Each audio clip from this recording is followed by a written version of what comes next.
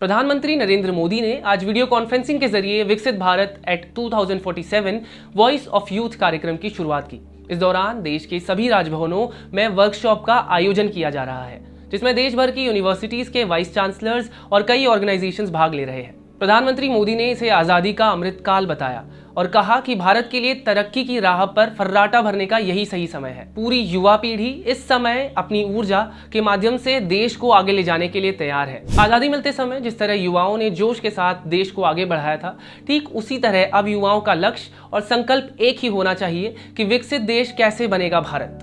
इसके साथ ही प्रधानमंत्री मोदी ने यूनिवर्सिटीज के वाइस चांसलर से कहा कि छात्रों के साथ शिक्षकों को भी विकसित भारत एट 2047 के लक्ष्य में योगदान देने के लिए आउट ऑफ द बॉक्स सोचने की जरूरत है। इसके अलावा पीएम मोदी ने कहा कि आइडिया और इंडिया में आई सबसे पहले आता है और ये आइडिया ही है जो सबसे कारगर तरीका होगा देश को विकसित बनाने के लिए। पीएमओ की ओर से जारी एक बयान के अनुसार Viksit Bharat at 2047 voice of youth पहल देश के युवाओं को विकसित भारत 2047 के दृष्टिकोण में योगदान देने के लिए एक मंच प्रदान करेगी।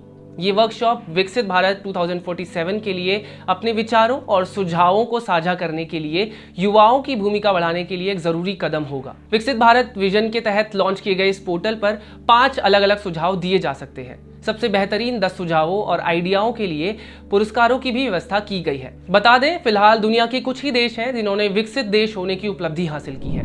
इनमें America, Britain, Canada, Australia, New Zealand, Japan, France, Denmark और इजराइल जैसे देश शामिल हैं। हालांकि भारत दुनिया की तीसरी सबसे बड़ी अर्थव्यवस्था बनने की ओर अग्रसर है, लेकिन विकसित होने के लक्ष्य से कोसों दूर है।